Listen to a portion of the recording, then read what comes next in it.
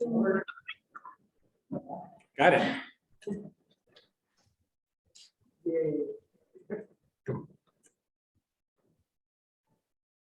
Well, good evening, everybody. There we go. Finally, we have the computer system working here at the Butterworth Center. We had to restart Zoom and log in everything, but I think it's finally working here.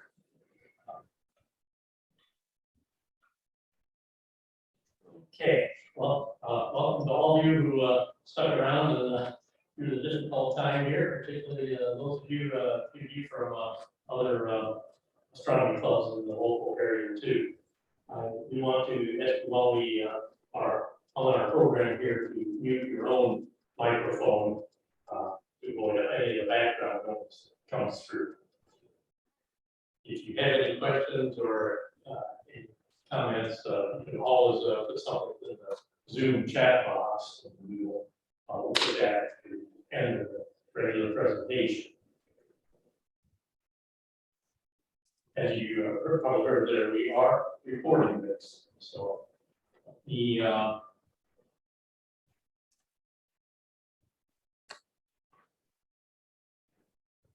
think you will allow to link.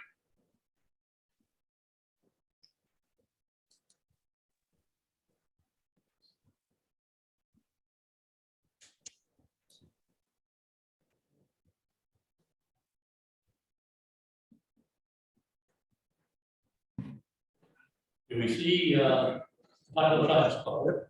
Okay, yeah, I see this. Okay, good. I think we can move right on now then.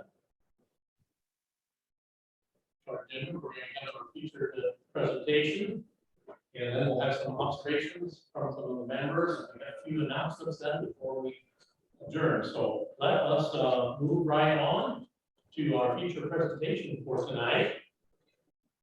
We have with us on Zoom tonight, Matt Dietrich. Matt works at Plain Instruments as their technical services manager, where he installs telescopes for amateurs all around the world. Using telescopes to capture images of the night sky was his entry into astrophotography back in 2007, while working at Mount Rainier National Park in 2015. His astrophoto of Mount Rainier was selected by the U.S. Postal Service to become a forever stamp, celebrating the National Park Service millennium. That also received his first astronomy picture of the day, showcasing the perceived meteor shower from Mount Rainier. Ever since then, Matt has been fascinated with educating others about the importance of dark night skies. Matt continues sharing his passion for astrophotography and teaching by sharing his experience during workshops and on his YouTube channel. Tonight, Matt is here to present on Zoom technology for the astronomical community and more. I will turn off my sharing now, and Matt, welcome to the Popular Astronomy Club. Yeah, guys, thanks for having me, and hope you can hear me okay. I think it's pretty good. You're fairly loud. Dino, if you have the volume control, we might have to turn it down just a little bit. I can hear you loud and clear. Good. Yes. Okay. Sounds good. So I shall jump right into the presentation, guys, and This is the one that should do it. No, I already got it. Got it. Good.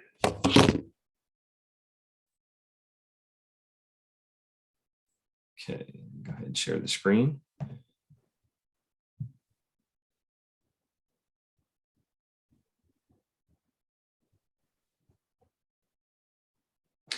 All right, as Dale mentioned, my name is Matt Dietrich and I work for Plainwave Instruments. I've been on board with them since 2018, I believe. So it's coming up just on 4 years now. And we've grown a lot since then, but I would like to at least just hang out with you guys and talk a little bit about some of the technological advances that we've had over, well, almost the 2 decades that we've been in business. And one of those big improvements is us buying a 57-acre campus in Adrian, Michigan. So that's where we now manufacture the bulk of our equipment, and that's where everything goes through testing And ever since Rick and Joe started the company back in 2006, the company has just steadily grown. And now we're at about 75 or so employees currently right now.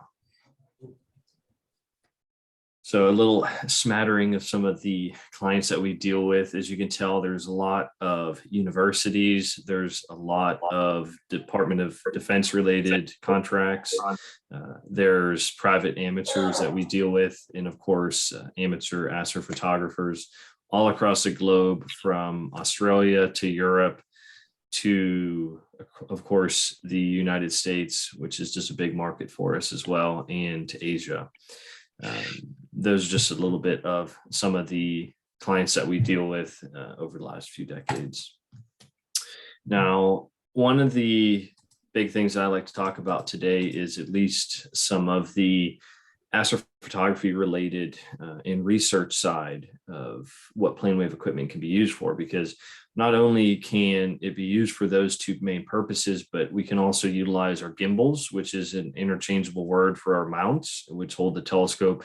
We can use those for satellite tracking and defense applications, which we've kind of really started to see a lot of, just due to the quality and high speed of tracking that we can get out of those mounts. So for this talk, I'm going to kind of talk mainly about the quality of the optics and the stability of the tracking that you get with direct drive mounts and the corrected Dahl-Kirkham design. So how many of us, well, I guess most people, I guess we're keeping it on mute, but I guess we'll save it to the end of how many folks here kind of do some astrophotography. But in general, you know, as long as I've been in this hobby, you always think it's so easy to get pinpoint stars across a telescope. But even if you take a very, very inexpensive camera lens, you can very quickly see that you absolutely do not get pinpoint stars to the edge of the large, say, full frame camera sensor. So to try to do that with an optical system is extremely difficult. And of course, with the corrected Dahl-Kirkham, that's kind of how it came to be. It was first to make the largest 1 meter telescope actually back in the day, you know, for visual use. And then of course you wanted to turn that into a system that could take photos. So it just naturally evolved from a visual application of the corrected Dahl-Kirkham design with pinpoint stars on a big field of view to one that's used for astrophotography and research applications. And with those pinpoint stars, of course, we want to be able to keep the mount rocking very stable. Well, I shouldn't say rocking, but rocking as in performing very well, smooth and stable. And that's where the direct drive motor performance comes in, because as I'll talk about coming up, there's no gears, there's no backlash, so you don't have any periodic air. And all that means is butter smooth tracking when everything is running as it should. So to jump into a little bit of the optical technology behind the main design that was founded at PlaneWave, the CDK-20 was the first telescope that Rick Hedrick and Joe Haberman took away from Celestron, and they designed that. And of course, they wanted to move in a direction with that proprietary design that they founded there, because Celestron didn't want to take that big system to market, and they saw a need that was unfulfilled. So they asked to take the design that they built, and so ensued was the development of PlaneWave back in 2006. Pictured here is just kind of the quick cutaway of a CDK-24 telescope there on the top. The CDK design, you have a prolate ellipsoid primary, you have a spherical secondary mirror. Spherical secondary, all that means is it's super easy to collimate and ease of use. So you don't have these hyperbolic mirrors that are very difficult to collimate, such as a Ritchey-Chrétien design. Those are very important telescopes for certain applications, like on-axis work. But with corrected Dahl-Kirkham, you get very ease of use in wide pinpoint stars across a big field of view. So you can see in the back end, you have a lens group. And that's kind of like what we wear with contacts or glasses to perform the final last little bit of correction for the prescription. So that design, in a nutshell, you know, for me going around installing these equipment for folks at observatories, it's so easy to put them together and to teach people. And even if we drive these things up crazy rocky roads in the Atacama Desert in Chile, we rarely have to tweak collimation on some of these smaller scopes, which is kind of impressive for them being flown down and barely even have to tweak collimation. So sometimes we just literally just get them on sky, even when the seeing is nice and crisp. So ease of use is one of the big selling points and manufacturing aspects of that plane wave design. And that's, one of the big benefits to us is the serial manufacturing capability. So picture Henry Ford, but making telescopes. Now that's kind of the motivation that is behind plane wave. We operate our machine shop, so we help control the quality and the performance of everything from start to finish, beginning with the raw materials. We have a highly skilled staff of engineering in the front office. And, with my role is I'm helping oversee a lot of the installations across the observatory. So that's one thing that I get to lend a hand with and kind of help bring the product to folks and teach them how to use it. But it's really the story behind PlaneWave, and it's the people. I mean, it's a small company, so you really feel like your work is valued. And that's one of the cool things that I really fell in love with, and that kind of turned this into a passion I started back when I was a kid into now a career. When I look back, 15 plus years ago, starting playing with telescopes and now working for a company that gets to build these epic big telescopes. And the next big system we have in design up above our 1 meter now is a 1.5 meter. So that's kind of the next flagship size system that we'll be making. But here are just some of the CNC. We figure the primary mirrors, especially for the 1 meter, we lightweight it, and that helps the system cool down quicker. It means that we can use less metal to support the telescope. It means we can accelerate the telescope quicker for certain applications if everything is lighter. And that primary mirror for the 1 meter in the tub on the bottom left only weighs about 130 pounds. And that's extremely light for a primary mirror for a 1 meter system. But we have proprietary metrology techniques that we utilize to just try to increase the throughput while keeping the high quality that we need for diffraction limited optics when we ship them. And that's important. A little bit about the CDK advantage, and the CDK is just that corrected Dahl-Kirkham. That's just that optical design that PlaneWave has been founded upon. The lightweighting of mirrors, we have those primary mirrors that are fixed on the 24 and under telescopes. So that means you're not having to adjust the primary mirror itself. It's only from the secondary mirror do you adjust the collimation. So that kind of helps rule out any imperfections in alignment. Of course, using the standard materials that are high quality and strong nowadays, carbon fibers used in our truss poles, and we have certain expansion joints within the system to allow for different expansion and contraction of different metals across the system. So all that means is that we've really thought out all the equipment from start to finish in the end product, because I know Rick and Kevin, a couple of our main owners will joke about it, that telescopes really don't want to be made. They really don't. It's extremely difficult to make them. And I'm sure some of you have started, doing some telescope making stuff, but it's ironic that you really have to think through all these little issues with temperature and strength of the materials you use.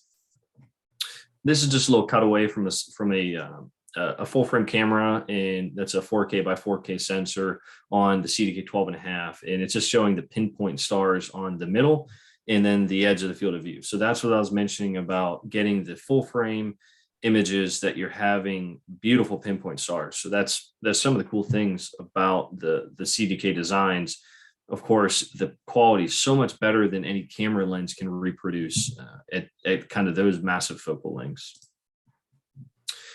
We do work with Ritchie Chrétien designs for certain applications, but with this optical design of the CDK, it's designed for astrophotography and research where you want off-axis performance. So as soon as you move away from that center of the image, you're talking about going off-axis. So with a Ritchie Chrétien, you start moving off-axis, and then you start having severe coma and field curvature, just due to the lack of the corrective lenses. Now, of course, you can get reducer correctors for Ritchie Chrétiens to fix that, but then you're all automatically introducing lenses. So we do sell our new RC700 that I talk about down the line here, is we sell it for laser communication, where we're using infrared light to talk to satellites, basically to send data. So fiber optic internet, essentially, without the fiber. And with those designs with infrared, you want to optimize whether you're using correctors, but if you take that glass out, like in a Ritchie Chrétien, and you're only using reflective optics,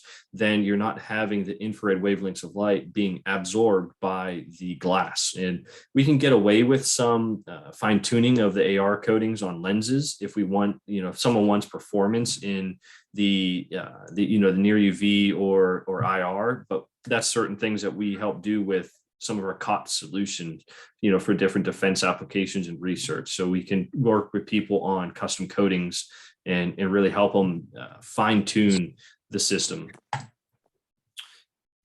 Tying in software is a huge piece, and it's something that we have excelled at, and that's been something that since there wasn't certain software available at the time of, say, building these robotic mirror polishing machines that we've done in Adrian, or doing our plate solve that a lot of different automation softwares now use. So the software capabilities of PlaneWaves helps tie in our mounts and our telescopes. So one of the main packages right now that's controlling the gimbals that we run, the L series mounts and the 1 meter, is our PWI4, and that comes with a built-in auto tuner. And auto tuner is the first in the industry that's really easy to use. And I've used competitor direct drive mounts, and I just wasn't able to get them to perform like they can with direct drive from PlaneWave. It's just so much easier to set them up and run the auto tuner and then fine tune to make sure you get the performance out of the mount. So that is one big piece of the puzzle that we've solved and kind of brought to market that has accelerated the growth of our direct drive mounts. And of course, plate solving and doing mount modeling, that's allowing the telescope to fingerprint where it's pointing in the night sky, all built in as kind of a turnkey system. This is a little screenshot. I don't know if you can see my mouse moving, but basically down here on the bottom left, this is our system down in Chile running a screenshot of the tracking. So the tracking is on the bottom left, you can see in green, 0.05 arc seconds. So you're talking about a 20th of an arc second of right ascension error is axis 0. Axis 1 is declination, which is 0.03 arc seconds of tracking error. So that's encoder level resolution that the encoder read head is telling the motor controllers right now. That's what it's reading out, saying the instantaneous tracking, how smooth it is. And that's what you get with direct drives, because there's no gears meshing together. And it's nice to show people a graph of that, just kind of how smooth it is when tracking. Just a little screenshot here of kind of our auto tuner, and this is the plugin that we have, all available and included with the cost of the equipment is the auto tuner software to help make sure that once you have a direct drive mount and you have the equipment set up and installed, each person's observatory is different, and you need to balance a telescope. And I kind of go through that all on our YouTube on how to set up our direct drive mounts, tune, and then run for that high quality tracking performance. But that's a little screenshot of the auto tuner software itself, kind of built in. And this is it basically running. I'm not going to go ahead and show the whole video for this, but you can check out our YouTube. If you just go on YouTube and check out PlaneWave Instruments, we have a channel that I've curated there to showcase a lot of the projects that we've done on the install side, but also to teach people how to use this equipment, because it's really fun to use. And in addition, it's important to have the resources there to help people learn this stuff. So, going through auto tuner is something that's pretty cool. It'll go through all the frequency sweeps, and the mounts will make noise as it gets audible. It's pretty cool. Tracking performance wise in PWI4 and then our Point XP for the plate solving, you can see that when we build, this is what's called a pointing model. So this is showcasing a 103 point pointing model, and all sky RMS is 8.7 arc seconds of pointing error. So you're talking, a very small resolution, that these telescopes can point with the plate solving. So that's pretty cool. So I'm going to show you guys just, this is one of the mount control softwares. And then I think someone's not muted. If they can mute your mic, that'd be great. Thank you guys. So I'm going to show the PWI4 mount control, and this is just showing some of the aspects of building a model with our software. And you're going to see how quick the direct drive mount kind of slews across the sky as we go, just because there's no gears, this thing can really slew around incredibly quick. And that's That's important for rapid transient events if someone needs to get on sky, or if, of course, if you're using a defense application for tracking satellites, that's something we can easily do. If you're going for any type of basic microcontroller, most of the features will be same. So you guys can always check that out on the rest of the video on our YouTube. Points before studying any. All right. And then the next up is another piece of our software, and all this is going to be integrated at some point into our primary control software, PWI4, but PWI3 does everything from reading the mirror temperatures to controlling our autofocusers. So that's one thing that you really have a turnkey system when it comes to the PlaneWave piece of kit. So you can do your plate solving, you can do your mount slewing, you can do the auto tuning, you can do the autofocusing through any ASCOM related software that you run. And a lot of times right now, I'm just running with Voyager is one of my main softwares, or people like using ACP. Nina is another kind of common automation software that folks are running with their observatories. But PWI3 is just another piece of software that we've developed to help meet the needs of reading temperatures and controlling focusers and fans. And that's all the good environmental related work that the software does for the telescopes. I've alluded to a little bit of the benefits of the direct drive mounts. The big thing with these is that we manufacture all of our own motors. And with that, we really get to control the quality and the torque aspects of these motors. And of course, with that, we can really develop different products for various applications. And we have different size mounts for different size telescopes, all the way from, a 50-pound telescope all the way up to our 1 meter uses the large direct drive motors on the azimuth and then the altitude axes. But big benefits is there's minimal maintenance. We're using bearings that are sealed, and we have cryogenic grease in them, and they're rated for millions of slews. So of course that's well beyond the lifetime of a lot of these geared-based systems. You want to re-grease them, you want to maintain them and clean out the old grease and adjust the backlash. But with direct drive mounts, you don't have that kind of maintenance schedule to deal with, and then you can get into some cool applications with the direct drive mounts. So this is one of our smaller ones. This is the L350 mount. And on the right-hand side, this is an image of a CDK-14 telescope that we set up for a client at SRO, Sierra Remote Observatories in California. And that's kind of the entry level for the direct drive mount industry that we have for this one. And this one is just absolutely taking the industry by storm with this one, because it's very affordable, and a lot of professional observatories and private amateurs want these mounts for their observatories, for carrying payloads up to about 110 pounds.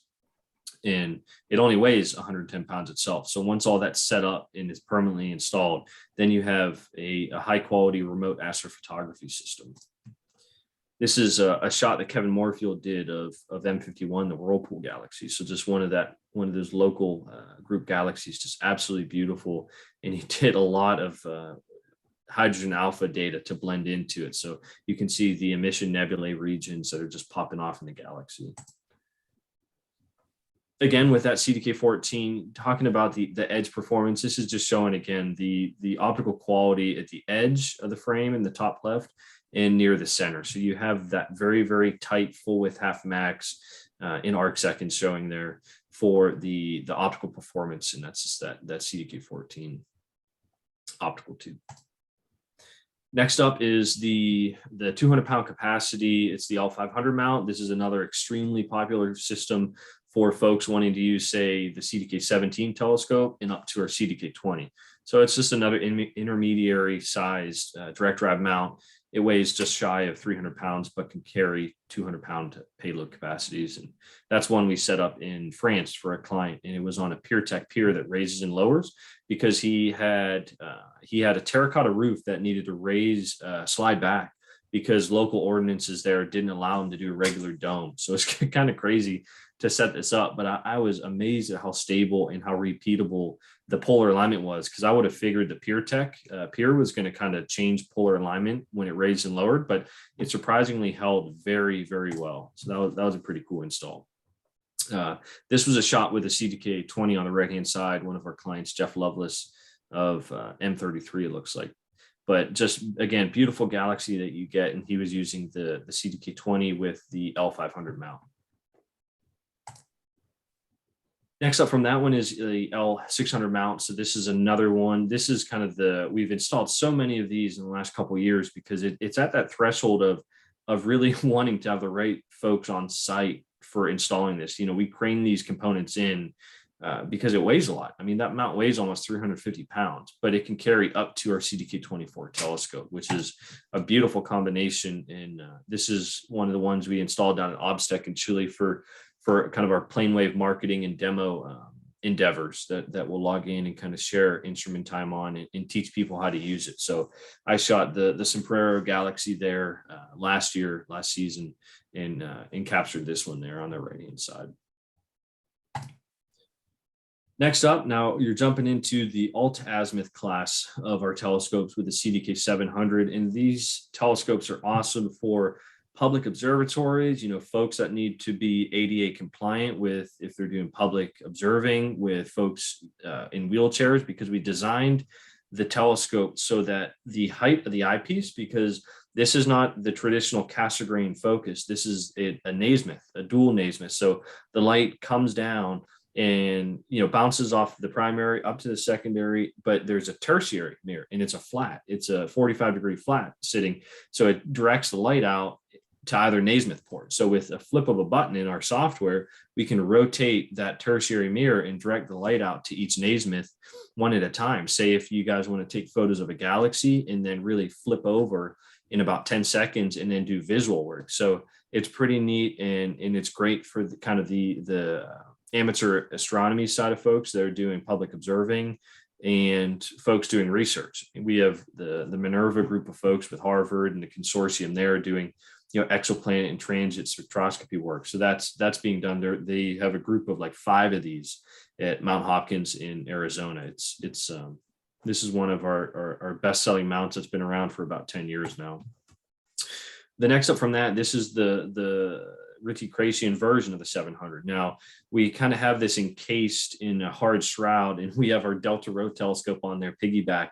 This is basically an incredible system for laser communication and satellite tracking. We've taken our direct drive motor design in that space frame torsion box appearance from the 1 meter, and we scaled it down to hold the 70 centimeter RC700. And this has been installed. The first one we installed at NASA Goddard. They're going to be using that for communicating with the Artemis program back to the moon when that starts going forward in the next couple of years. But this is a big system that is using only reflective optics. So there's no corrective lenses in it.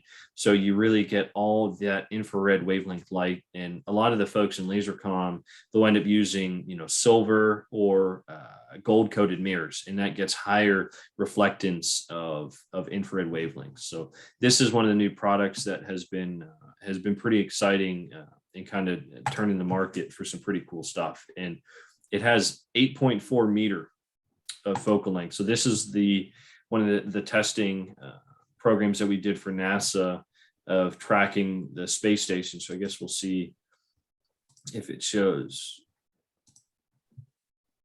Yeah, this was during the factory acceptance test. We had the NASA folks up, so you could see our tracking software, and that's the live view of the space station passing in that we're tracking it live during that testing. So that was pretty cool. And we're using, again, our software engineer developed a way, we had a piggyback small telescope to be able to recenter. And you can see on the bottom right, he's basically clicking and centering on that smaller field of view. And now the telescope is twisting around in azimuth, and it's going to come back and lock back on to the space station. And it's pretty incredible to track that. He could just quickly adjust in the wide field system to get it back into the center of the 8.4 meter focal length, high magnification RC700 rig. So that one was pretty impressive. It's pretty good on that pass. So that one was pretty neat, showing the actual pass and demonstrating the tracking capabilities, all open loop there. Pretty amazing.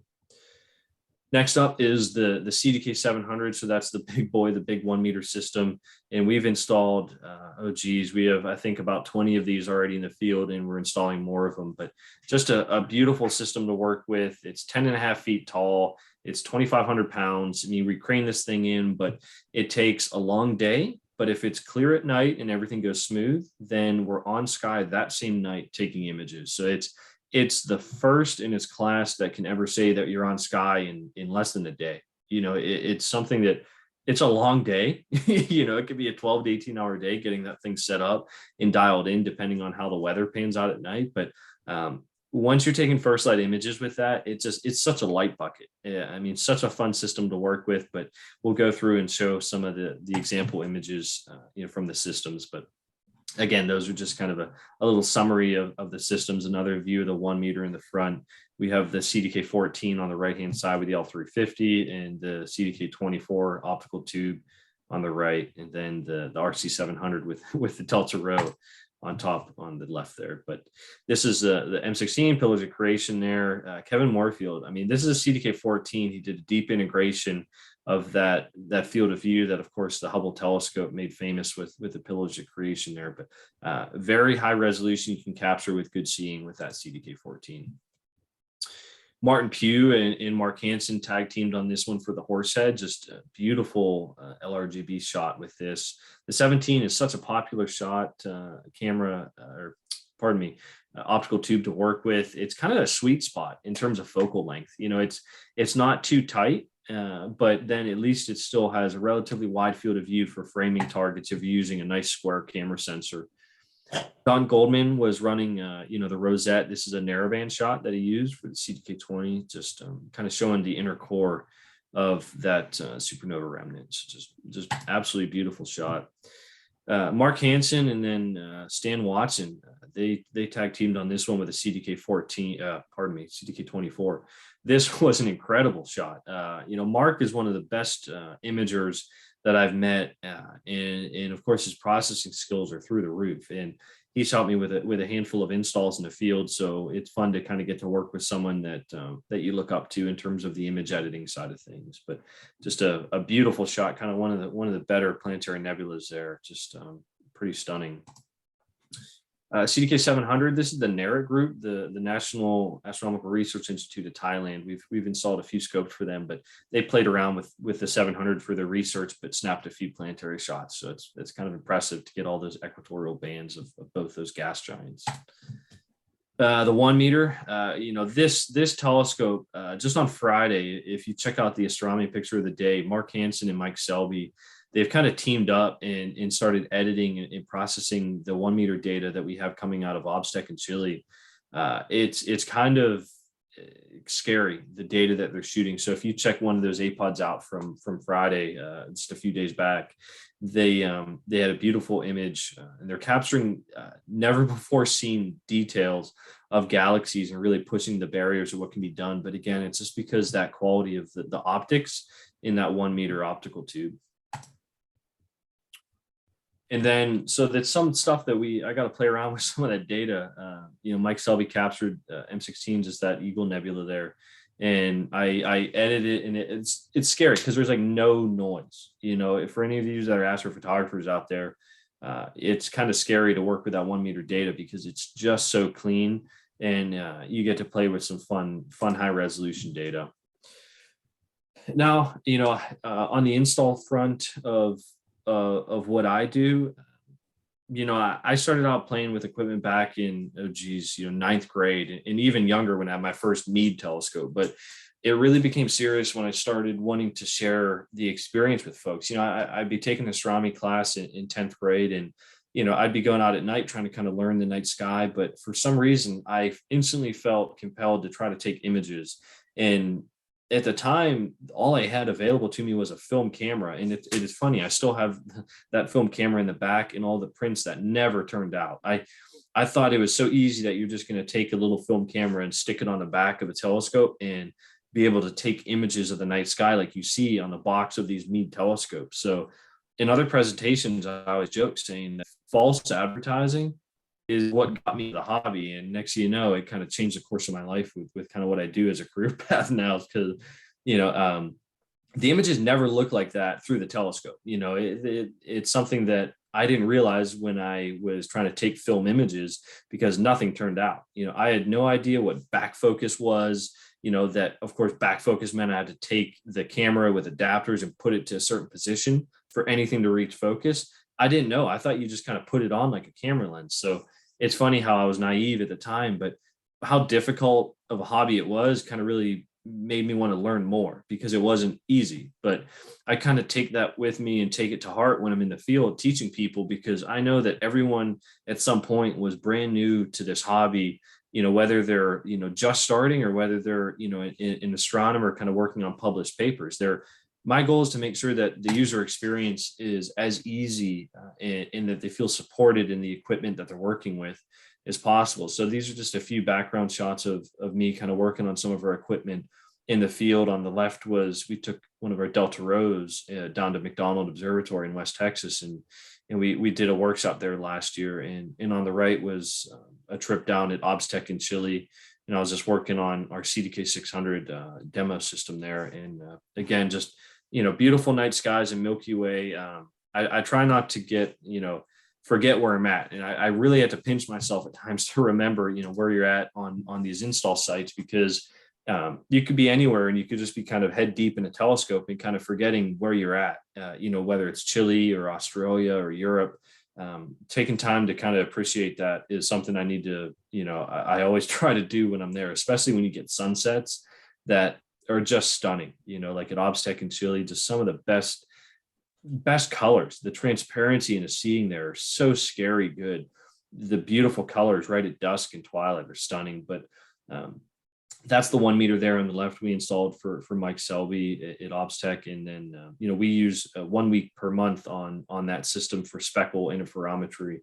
But those are a couple of the CDK 600s there, but they now have more plane wave telescopes than any location on the Earth. And it's kind of scary. It's a great observatory for astrophotography and research in Chile. So if you guys have questions on that, feel free to just shoot me a note, because we've been working with them for the last 4 or 5 years already, it seems, and it's just flown by. And they have about 100 telescopes. You could rent peer spots, send little kits of equipment down and have them install it and control it remotely. It's pretty cool. But those are a couple notable ones, in addition to this historic one that was just stunning, was installing the 1 meter for MIT next to the Hale 200-inch at Palomar last June. And we had such a good team supporting us at Palomar, a really great professional team lending us a hand there to help make sure everything went smooth. But that was a beautiful install trip.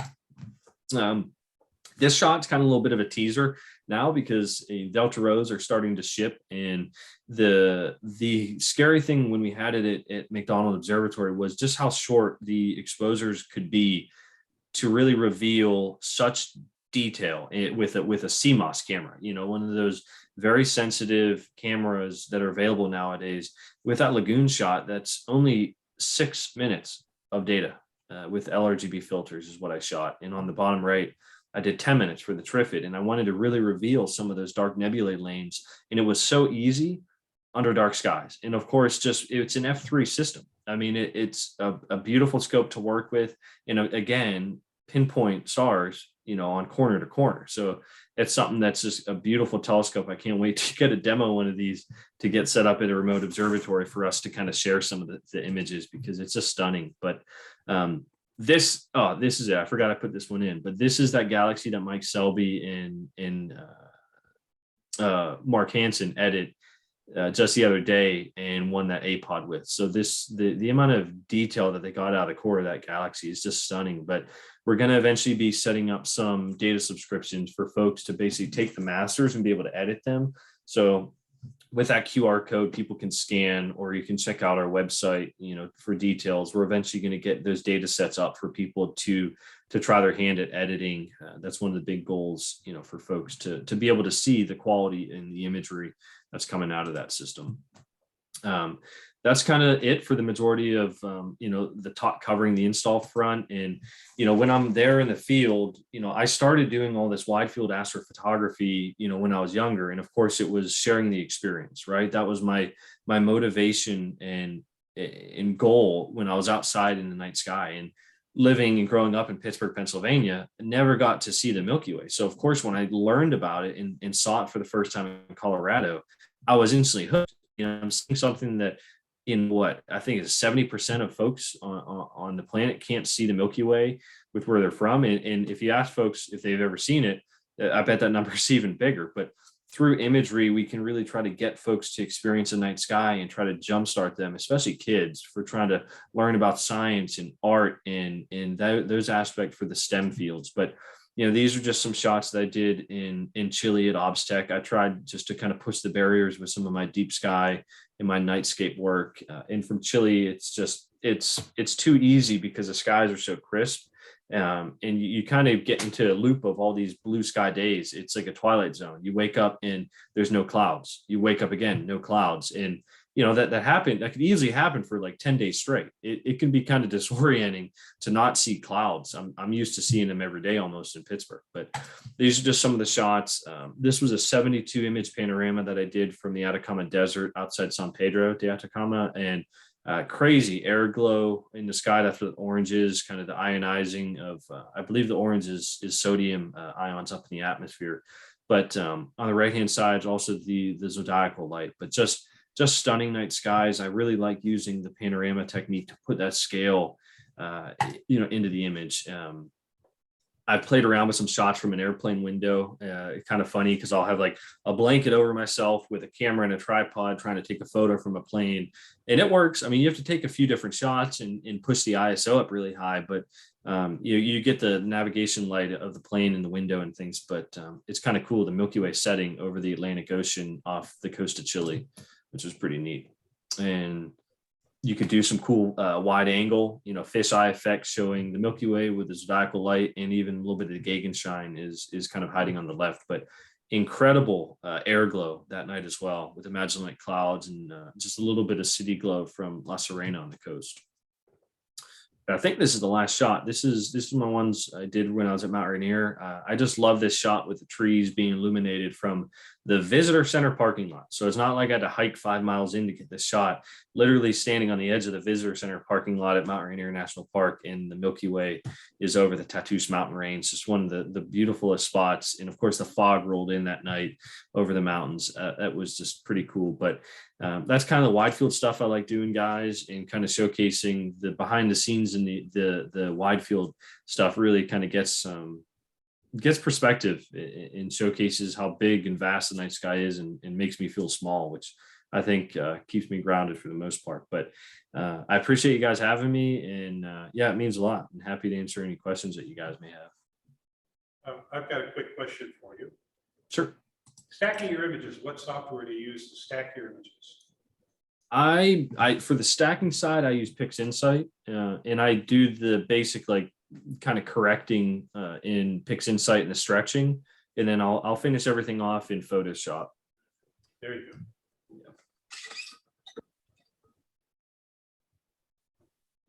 Have any other questions? Well, you mentioned that there's actually a couple of methods for individuals to go up and take a look at the data from your telescopes, and then you can then use that to combine in your own images. Is that correct? Yeah, that's one thing. When we set that 1 meter up, the goal was to eventually, have the masters, the stacked integrated images, whether it be LRGB or the narrowband, and eventually get those online. So, you could join. I think I had it set up kind of as a little mailing list, for folks to sign up. But if you watch our website, I need to get that kind of integrated as a goal, so folks can download the images from the 1 meter. I mean, that's the goal, that they can subscribe to the system and be able to. And now Mike has edited so many sets of images. Now it's really pumping out quality data. So now I just need to kind of work and get that integrated to the website.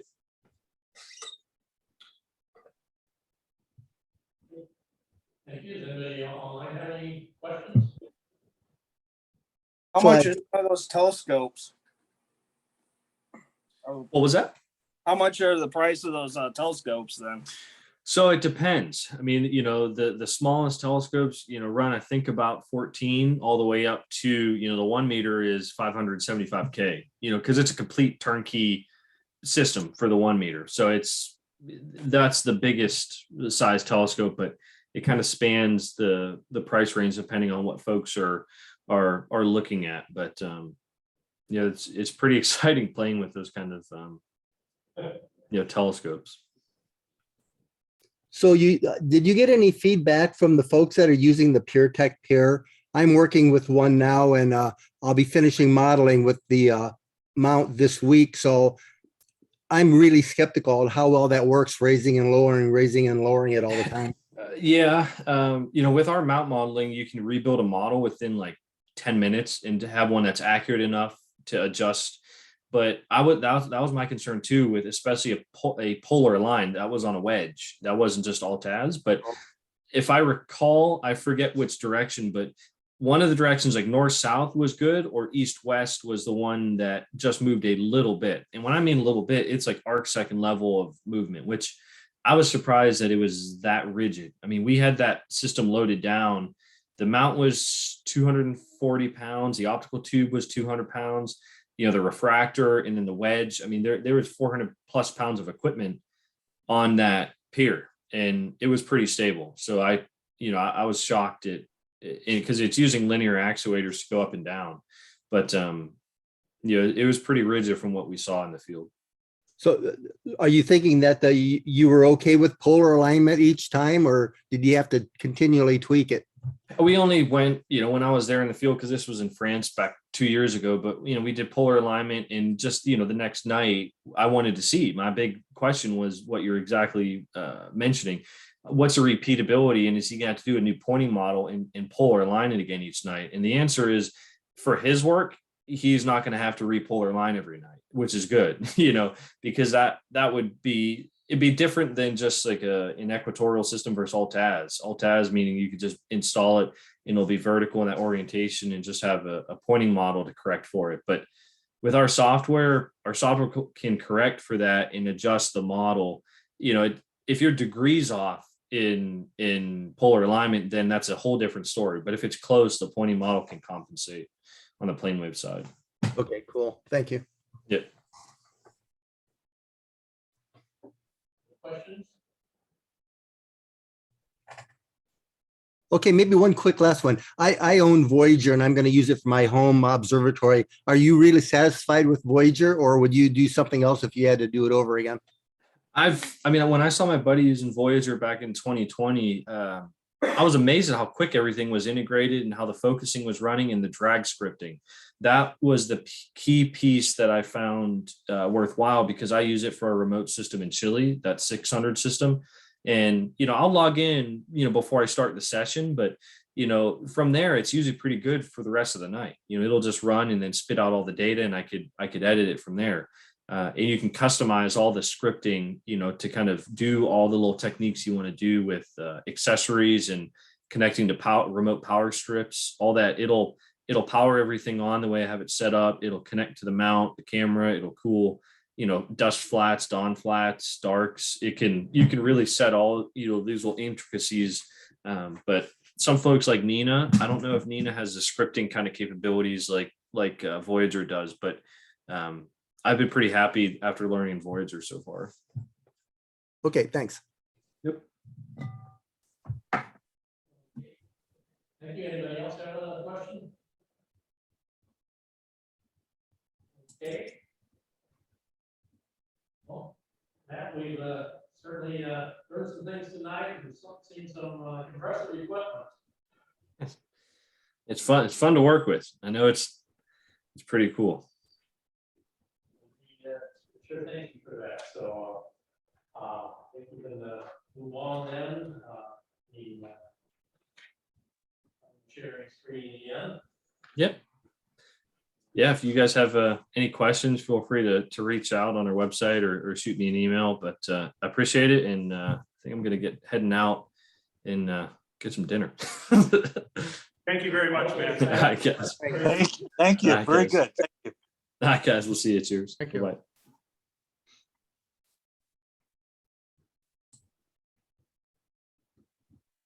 Who is move right on to Jesse, you okay? conservation.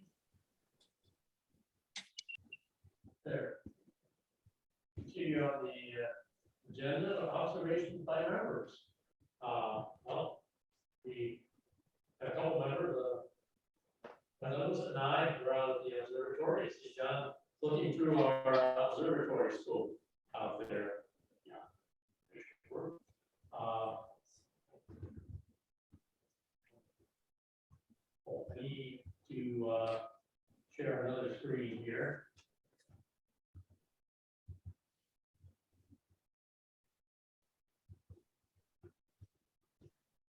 We had a few observations sent in. This one, I believe, was from Roy, obviously the sun, and on the big screen there, I hope you can see the sunspots.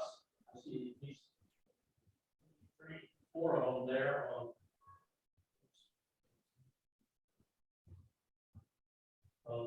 my screen.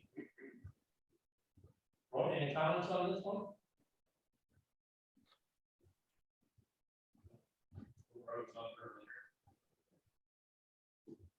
This also was Roy, NGC 3521.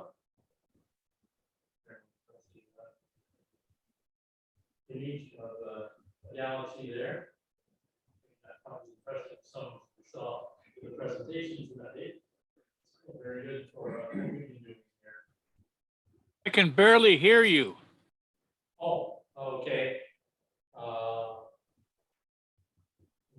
I know I can't turn on my own microphone here, or else the echoes all over the place. I'll try to speak a little louder and towards the room microphone here. Your mic's muted. No, is it, but the room one. Yeah, the only thing you're hearing from here is from the room on top. I noticed it was kind of sitting behind another box here. Look, Move it a little bit. Okay, you can hear me a little bit better now. Roy also sent in this image of a moon theft. It's kind of cute, worth showing here.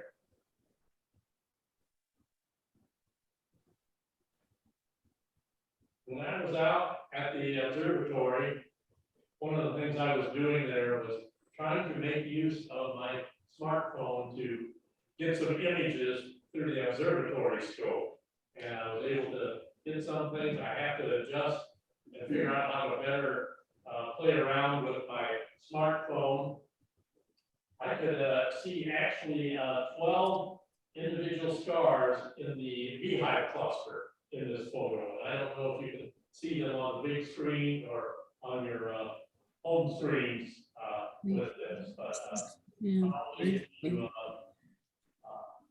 go through it closely, you should be able to see about 12 stars. Once I get the exposure time and other parameters adjusted, I think we'll be able to get some halfway decent images from this.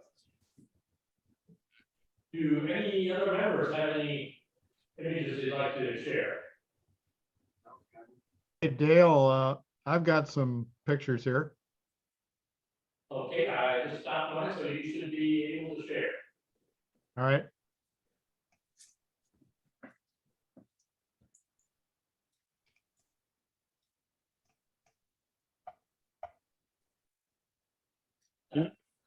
Oh, Whoops, I didn't want to do that. Hang on a second here.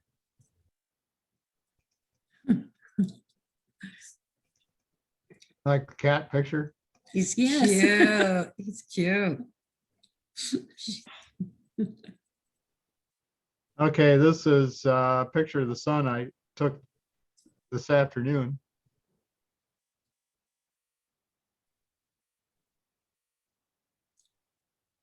And I took that through the ETX 90 telescope. And actually, this was a video image. Actually, it's 30 seconds of video that I then stacked.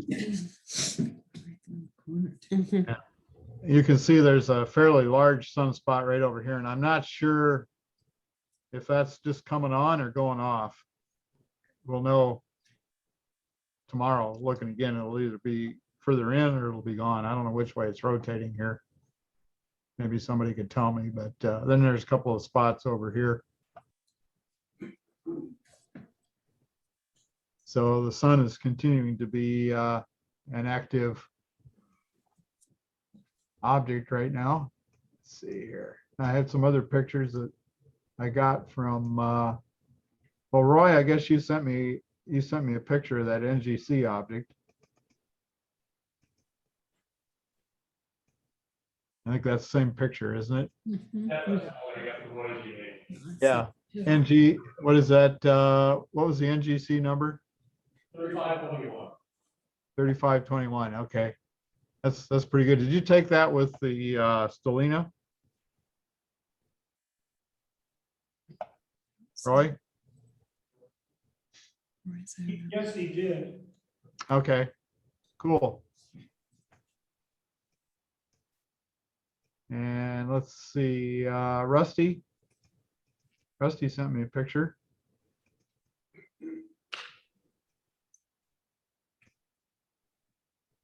Ooh, nice. What is that, Rusty? That's the whale in the middle, and then the upper right corner is the hockey stick galaxy. A hockey stick. It does look like a hockey stick. What is it? This one's the whale in the middle, but what's this one in the right? NGC 4656. 4656. Okay, cool. Nice. It looks like there's another one right underneath the whale. Is that another galaxy? Yeah. You want to flip the picture like 180 degrees because that little galaxy kind of represents the spout coming out of the whale. Oh. Yeah. Ah, There you go. Like Oh, yeah. that? Cool. Okay, nice. Was that over at Mankey Saturday night? Yeah, that was the only one I really had that turned out good. The rest of them were terrible. And then, oh crap, I lost it here. Hang on a second.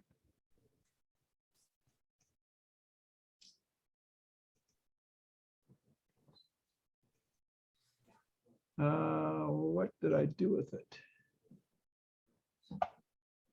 I saved the best for last, but I can't find it now.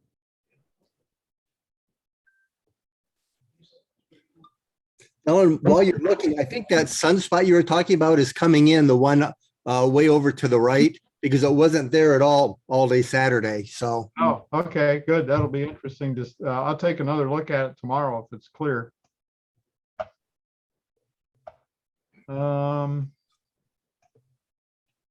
For some reason, I lost Byron's pictures. Byron, have you got yours handy?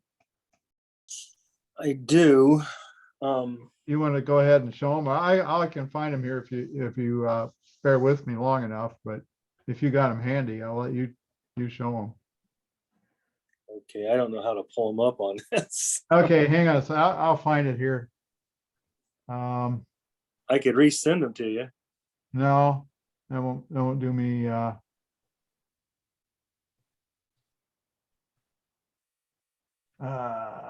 we go. There it is.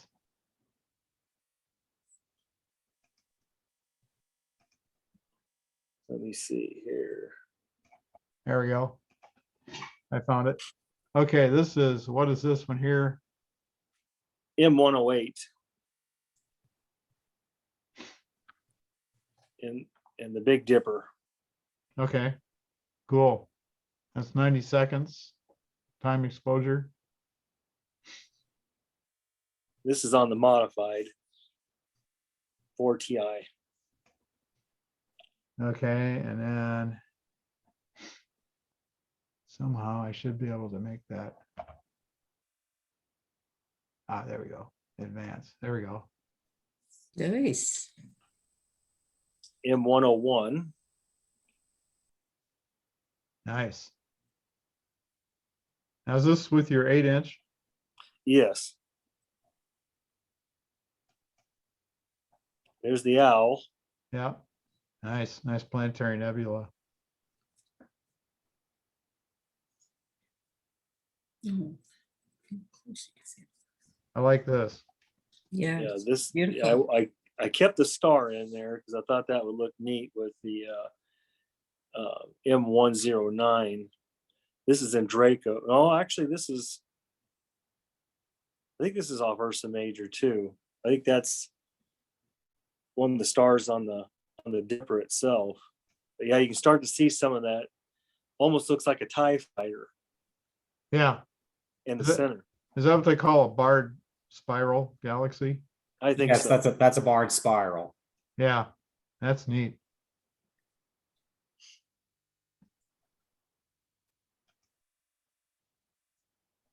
This is I can never get it right. Marcanian's chain, is that right? Arcarian, yeah. Marcarian, okay. There's a lot of galaxies there. Yeah. All these little fuzzy things are galaxies. Wow. And it looks like there was a satellite went through there too. Yeah, it did. Cool. Were all those Saturday night? Yeah. Wow. Got a lot of There's the Leo. Leo trio. That's nice. Now, did you process this? It doesn't look like there's any color here.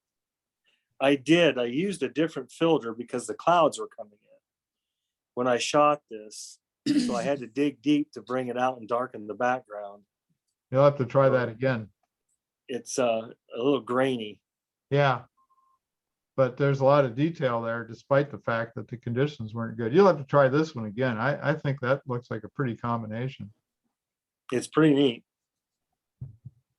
There's like an edge on. Yeah, one of them's an NGC 3628. Mm-hmm. Can't remember which one's which, to tell you the truth. And this is Sombrero. Very nice. you can really see the dust lane in that. Yeah, it's again we were getting clouded out. I was trying to pop them out before we got completely covered. Nice. I think that's it. Is that it? I think those are the only ones I've got to show. Cody shot some too. He should send those in to you. Yeah. We'll look at them next time. We're not proud. But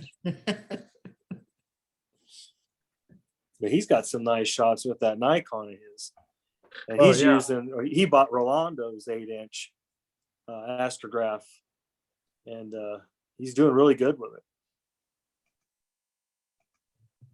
Oh, there's the black eye. We didn't see that. Oh, well, I guess I skipped over that one. That's nice. There's kind of like a shaded area there of dust. Looks like a black eye. Yeah. I guess you got to rotate it though, don't you? How should I rotate it? Like that maybe? Or rotate it 45 degrees. There. Usually the black eye is under your eye. Depends on which. Oh, it's on, yeah, it's under. There you go. Depends on which Yeah, like that. Yeah. There's a black eye. Yeah. It's good. Those stars are really, really amazing. Yeah, Rusty and Byron, if you ask Cody, if you guys could send those pics so I could tie those to the QCAS event that we had. Okay, to your email? Yeah. Okay. Or if they're huge, I don't know what you had to do. I don't mind giving you a drive or something, but yeah, it'd be nice. No, they're not huge by time micro. Yeah, they're not big at all. They're only 1 or 2 megabytes. You can probably send my photos over because I'm still getting used to the email stuff. Okay. I'm not really good with the emailing. I will forward those over to both.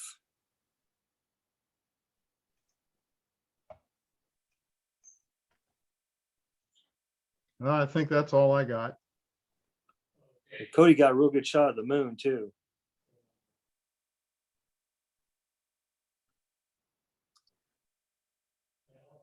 continue your sharing, I will, I'm not sharing again. Go back to the, agenda and continue on. I have one more, thing was an interesting observation. I don't have any astrophotography, but I've got some pics of the folks and their gear that did our astronomy day on Saturday day and Saturday night. We'd like to see those. Why don't you bring them up? If you want to prepare those, while I have a quick thing to look at here. This is, well, I have to read the information, came from PAC. Terry's talk. And Dan's talking about Terry's next door neighbors who are tiny, have a house in many ways. She had a wonderful little boy who was 6 years old, named Brody. His mother texted me last month to share what happened with her son when he was saying his prayers at bedtime.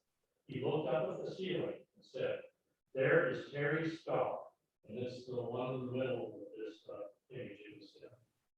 This was a very touching moment. The little boy does not forget. Today he gave me a dandelion flower and said, "This is for Terry."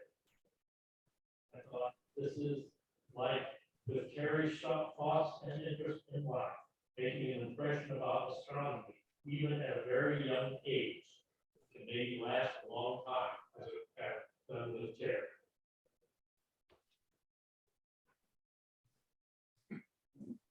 Thank you, Dale, for sharing that. You have some things you can share then, as soon as I remind.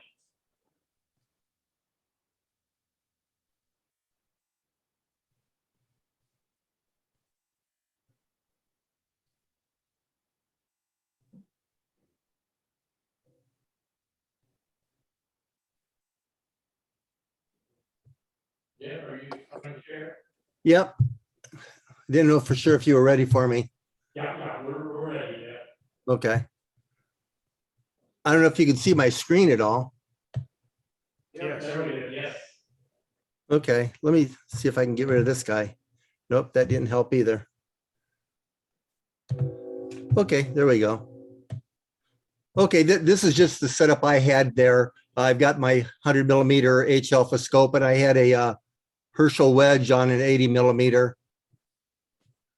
And this is over at Bettendorf High School, and we were set up right kind of in the boulevard there. So it was a nice place to be. And this is Cecil.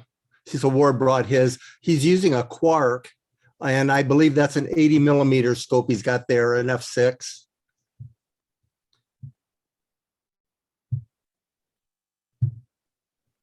And John Baker brought his SCT, and he had a white light filter on there.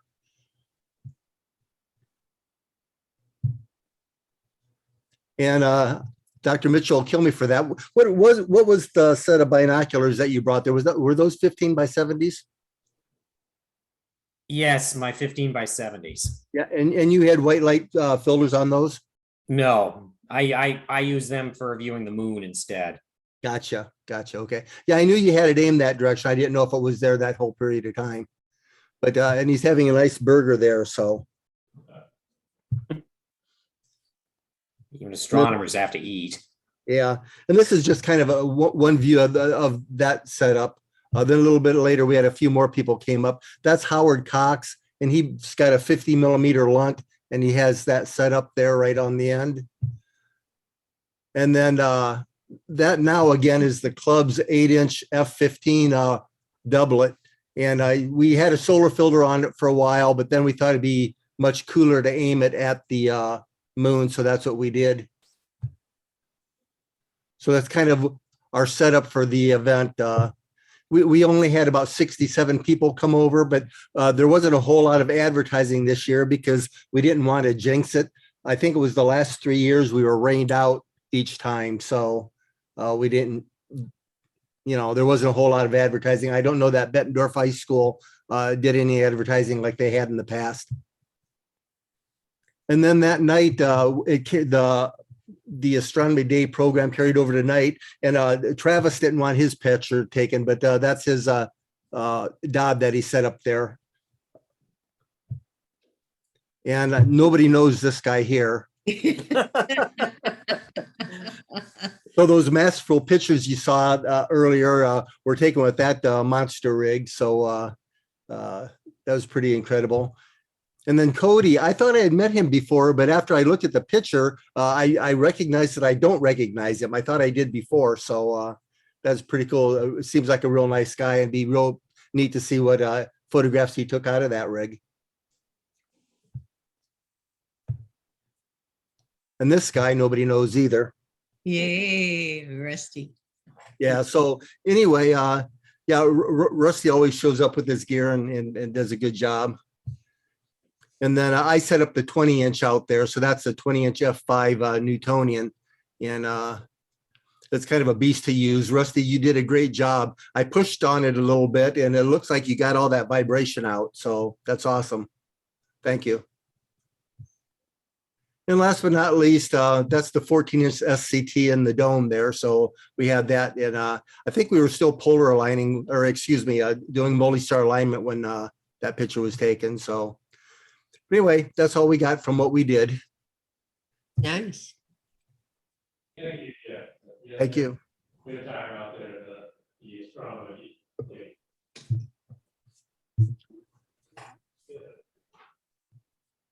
Hey, Jeff. Send me, please. Oh.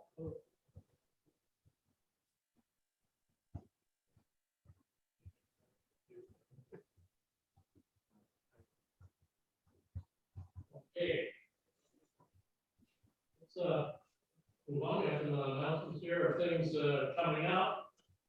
Our future programs, of course, next weekend we have coming up the National Convention in Wisconsin. And there's a few of us from PAC going. I will be there. John's going with me, not attending the sessions. I think Roy and Jan are going. Is that correct, Roy? Okay, Will and Dan are also going. Coming up next month, June 13th, we have Sky and with Ocean Join, scaling the stars at the U.S. Naval Observatory, 1830 to present. Be an interesting program. Sounds like we'll get a bit of history there. I know the Naval Observatory has been into that kind of thing for a long time. So, navigation back in those years. In July, we'll have an update on the Osiris-Rex mission.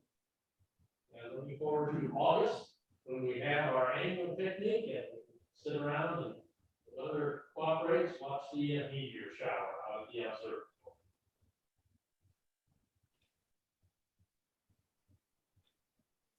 We have coming up a very active outreach program. These are all the things coming up fairly soon here. Actually, I have one that's a couple of them that have already occurred. I can encourage all of our members to come and participate in these activities, as some of these will be having a lot of visitors coming to the activity. We have coming up a very busy day on May 21st. A few of us are going out to Loud Thunder for a Boy Scout program. They have asked for a specific program there, and I think there will be about maybe 4 or 5 of us going out to do that, because that evening we also have our Miami Zoo public observing program. What time will the Boy Scout program start?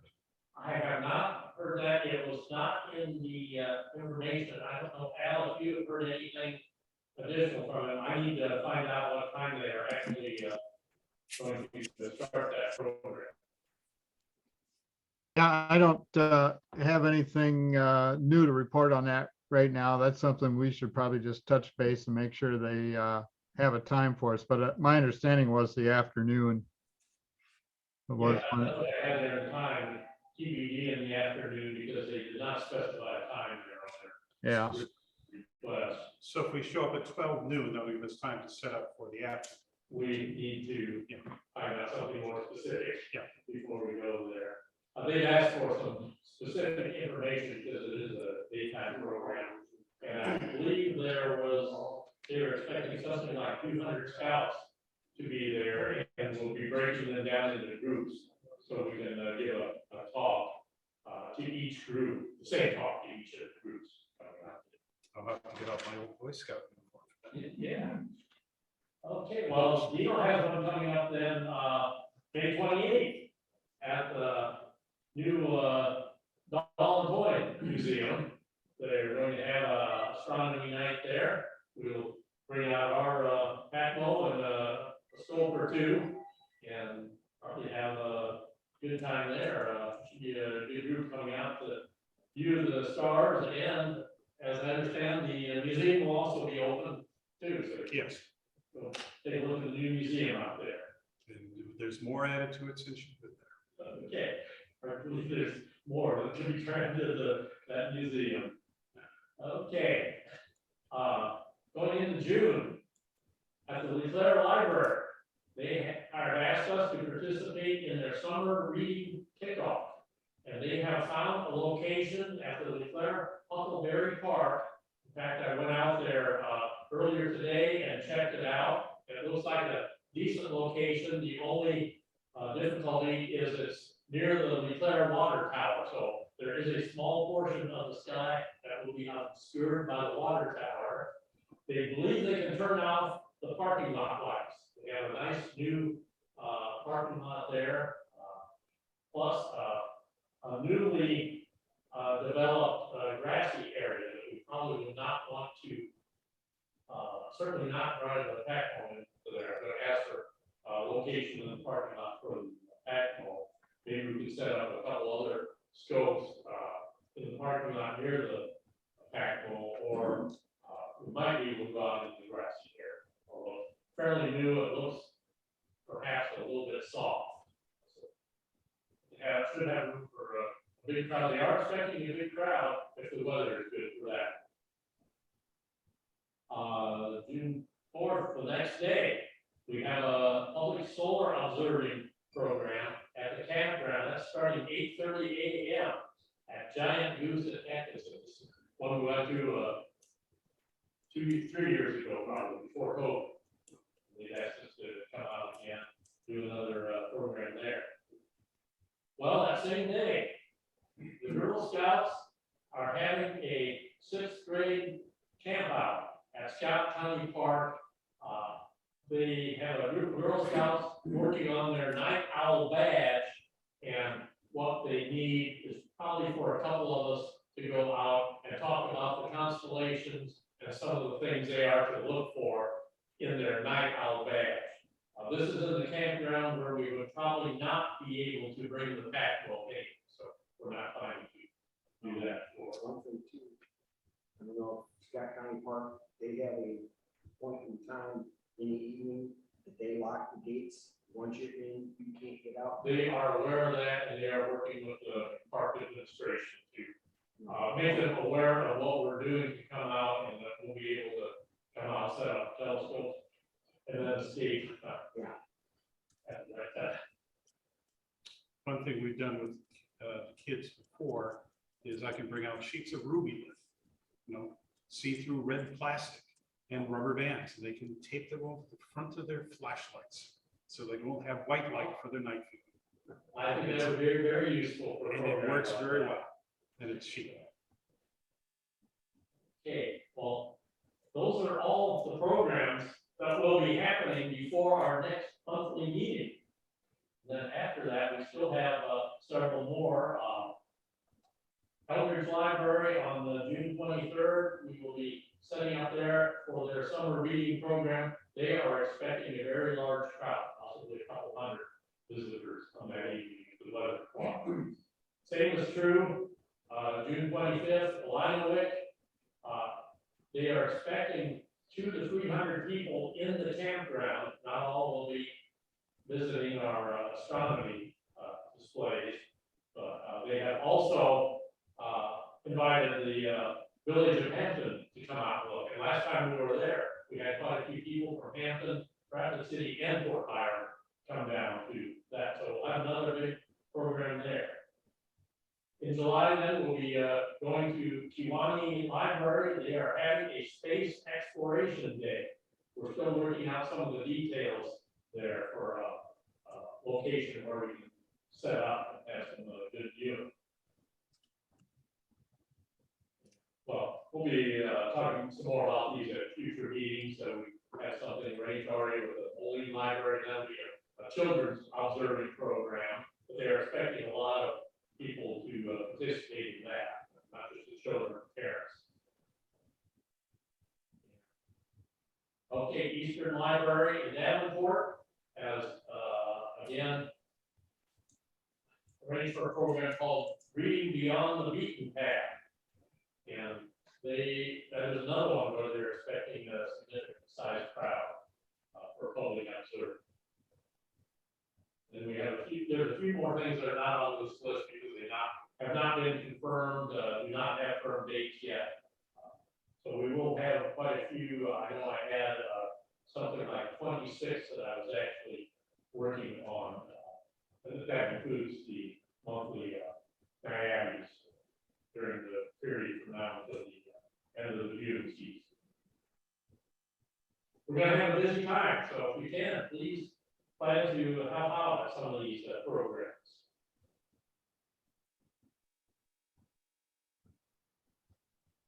Another thing we do, and thank you, Al, for the interesting article in the newspapers, both the Quad City Times and the Dispatch Argus. They have actually determined that on that day, our astronomy club featured Blood Flower Moon was the second most popular. We were beat out only by an article about inappropriate conduct. We are ahead of the lawyers and we're suing doctors. We're ahead of a hung jury and we were more popular than the missing cat. It's pretty interesting, but it shows you people want trees. Yes, it does very interesting. And we had a good news, interesting, informative article there. The others are bad things that happen. Well, the interest is there, so let's keep it moving. Let's keep it going. So, yeah, we need to continue to have volunteers to provide these articles to the local newspapers.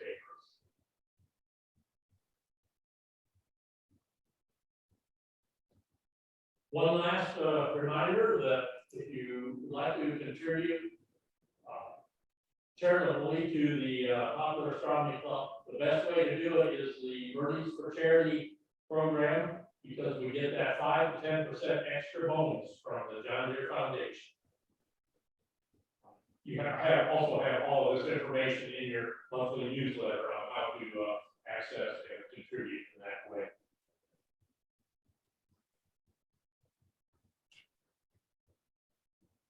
Do we have any other announcements for tonight? Just a quick one about a book. Oh, yes. Dino, you Sure. I'm going to pop up and show this, right? All right, if you can see this, it's going to be backwards. An Adventure in Faith. This is actually written by Dr. Robert Frank, PhD, at Augustana College. And he's part of the science department at Augustana College. And his book just came out this last week through the Augustana Historical Society. So if you'd like a copy of the book, it's actually available at augustana.edu/AHS. And what he talks about in his book, and it's actually a fairly quick read, literally the new science buildings, the flood of 1969, if you remember, that's before they built all the flood walls in Rock Island and Davenport, and everything flooded, and everyone went out to fill sandbags those years, including my own father at the time. The use of large instruments at Augustana, including electron microscopes and other things. Work at the University of Illinois and at Argonne National Laboratories. And he talks again about the John Deere Planetarium and the Gamble Observatory and other things too, and the visits with Dr. Van Allen. So it's an interesting little read. If you get a chance to find a book or want to find it, you can find it again at the Augustana Historical Society. Thank you. Thank you, Dino. One more announcement I do want to make is that the Newbeck family is planning to have a memorial scattering of the ashes here at the observatory grounds. Coming out of this. Does anybody have anything else to present tonight? Comments? Announcements?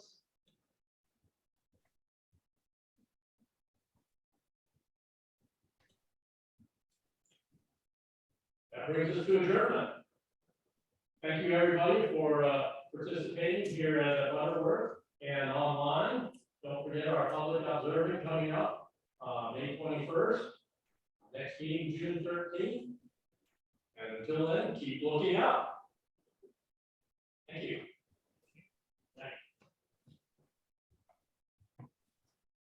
And pray for a clear night next Sunday night.